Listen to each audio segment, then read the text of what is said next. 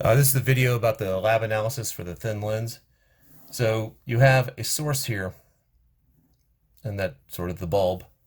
You'll have a thin lens here, and then you have the screen here. So for part A, you're basically just setting up a typical thin lens. This distance here is P. This distance here is Q, or in class, I also call this D sub O and D sub I.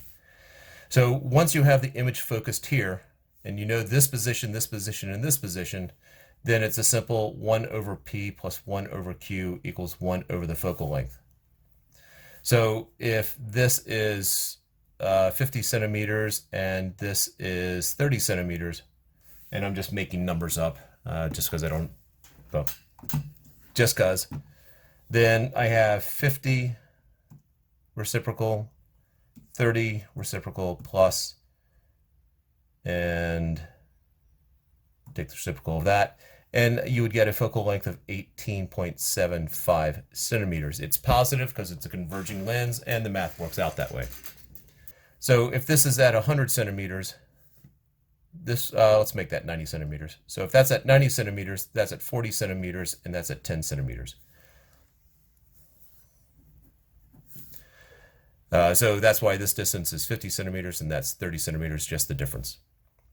So then I stick a diverging lens in.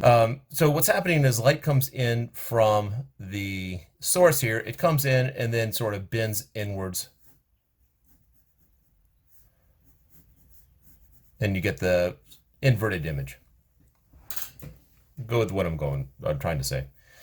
So when you stick a diverging lens in there, so I have my source here, I have my converging lens still in one spot, I stick a diverging lens in, and the light that comes in will start to bend inwards from the converging lens, but then the diverging lens will send it back out. And so we get a different focal length. So the screen's going to move to a new spot.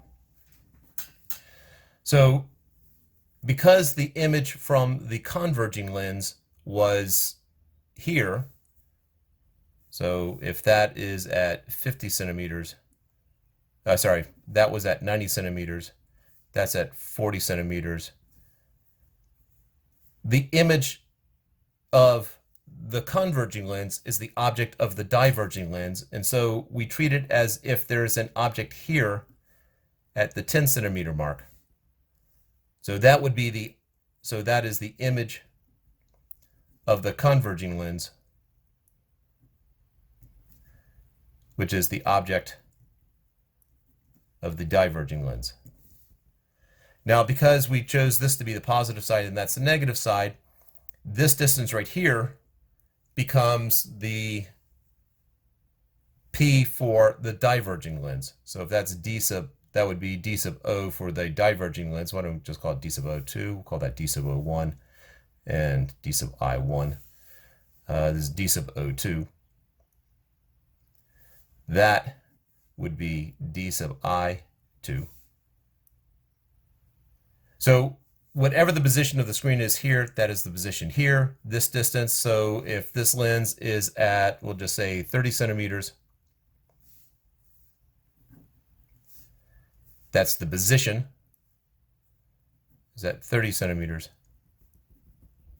And the screen is at, we'll just say 0 centimeters. Then my P, which equals DO2, is P2, P1, Q1, which is DO2, is, well, that is a 20 centimeter difference between those two. So this is negative 20 centimeters because it's on the negative side of the lens. And the screen, Q sub 2 or D sub I2, is I expect the image to be on that side. So that distance there is 30 centimeters, 30 minus 0. So I have 1 over negative 20 plus 1 over 30 equals 1 over the focal length. And so you do out that math, and you get 20 negative reciprocal, 30 reciprocal, add, take the reciprocal of that, and you get F is equal to negative 60 centimeters. And that is And it's negative because it's a diverging lens. And so that's the essence of the math there. So, and I really don't like it when I have multiple numbers that mean different things. So this 30 here comes from the difference between this and that, between those two numbers. Just to work through one more example.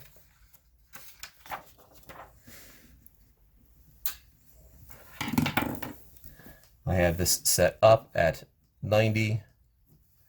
I'll make that 70, and the lens at 30. So this distance here is 20. These are centimeters, centimeters, centimeters. This is my light bulb. This is my lens, and this is my screen. That distance there is 40 centimeters. So I can find the focal length of this lens right here. That's what you do for part A by 1 over 20 centimeters plus 1 over 40 centimeters is 1 over the focal length. So 20, 40, and this becomes 13, oops. The focal length is 13.3 centimeters. For part B, we basically have that set up there, but now we're going to put it a diverging lens. So keep this at 90, keep this at 70, and then we stick a diverging lens here at, we'll make that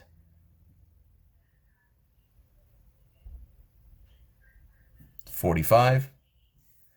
And if the screen happens to focus at a particular point here, let's say it focuses at 20, then I know this distance here is, well, I know that from the converging lens, it is going to put its image here at 30. So this is the image. This is 30 centimeters. This is the image of the converging lens, which is the object of the diverging lens. When you're dealing with lenses, there's a positive. You basically establish I have an object here. I have a lens. I expect the image to show up on the other side. I expect light to go through. So this is the positive side for the object. This is the positive side for the image. Or just flip it for the way I have it written up here. This is the negative side for the image. This is the negative side for the object. So flipped up here, this is the positive side object. This is the positive side image. So because the object for the diverging lens is to the left of the diverging lens, given that convention right there, this is a negative, that is a negative object distance for the diverging lens. So that's 15 centimeters. And so my V02 would be negative 15 centimeters.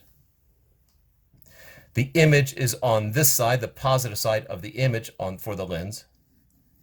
That distance right there is 25 centimeters. So D image 2 is positive 25 centimeters. And so I have 1 over negative 15 plus 1 over 25 is equal to 1 over the focal length of the diverging lens. I expect it to be negative, and hopefully I didn't pick bad numbers there. So 15 negative reciprocal, 25 reciprocal plus, and then reciprocal. So the focal length would be negative 37.5 centimeters for the diverging lens.